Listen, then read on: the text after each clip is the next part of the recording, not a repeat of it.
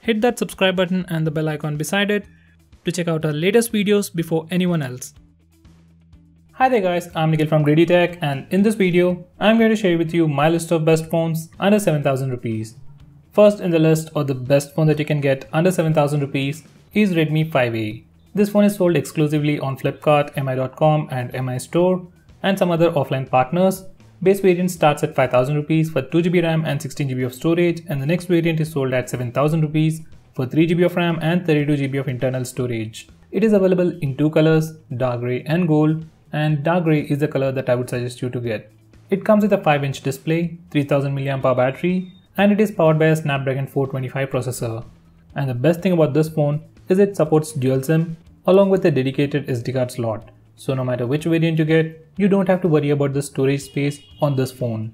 But if you want my suggestion, get the 3GB RAM variant at 7,000 rupees. Battery life is pretty good, it can definitely last you a day. Cameras are pretty good for the price. They're not the best in the price segment, but they're pretty good. In comparison with the Redmi 4 that comes with a Snapdragon 435 processor, this phone will perform better because of the additional RAM and additional internal storage. By the way, memory management on this phone is pretty good. So if you're using very limited number of applications, say 5 to 10 apps at most, then you will not notice any lag in day-to-day usage. Just make sure you don't kill the apps from the background and disable memory optimization and MIUI optimization in developer options. So guys, Redmi 5A is the best choice in my opinion under 7,000 rupees if you're looking for a phone that performs very well in the long run.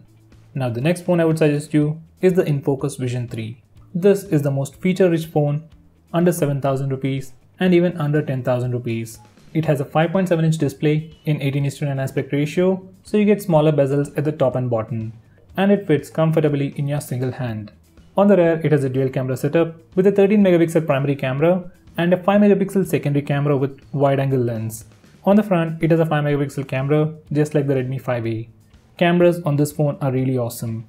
As I've said, it has a wide-angle lens as a secondary camera, and it has portrait mode for the selfies and the rear camera, and the portrait mode also works really well on this phone. To make it even better, this phone comes with a 4000 mAh battery. So you're getting a bigger screen, dual camera setup on the rear with portrait mode on the front and rear, with wide-angle front-facing camera, and a bigger battery. Now everything is in good with this phone. Now coming to the downside with this phone comes in only one variant with 2GB RAM and 16GB of storage, and there is no dedicated SD card slot. So you can't use two SIMs and SD card all at once. That will be the biggest downside for this phone.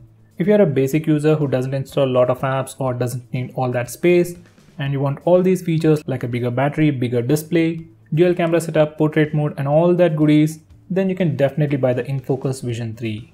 Now going on next, I'll suggest you Tenor-D. Let's have a quick look at the specs.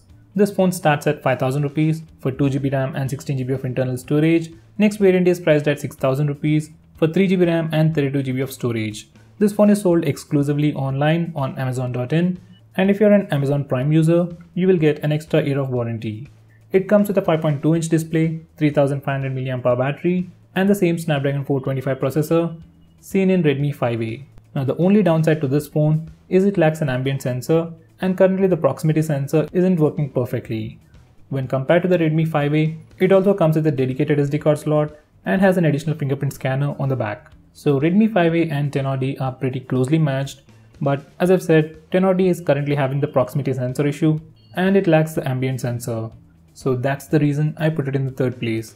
By the way, memory management on Redmi 5A is better than Tenor-D. You can check out my speed test for more information on that. Now these are the top 3 picks under 7,000 rupees.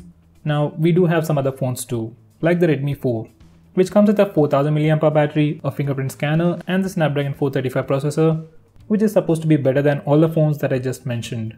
But this phone comes with only 16GB of internal storage, and this phone doesn't have a dedicated SD card slot. So if you're a heavy user, you might be running out of space, and that's one of the reasons I didn't suggest you this phone earlier.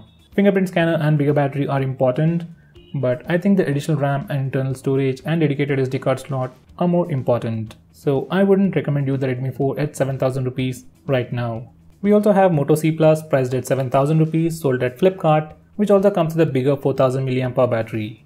Now if you're a very basic user who wants something very stable, then get this phone. Otherwise, I'll still suggest you to go with the first 3 options that I just mentioned. So guys, those were the best phones under 7,000 rupees. that you can buy right now. So which of these phones do you have, or which of these phones do you plan to buy if your budget is 7,000 rupees? Do let me know by commenting below this video, and if you're planning to buy either of these phones, use the link in the description. It really helps the channel.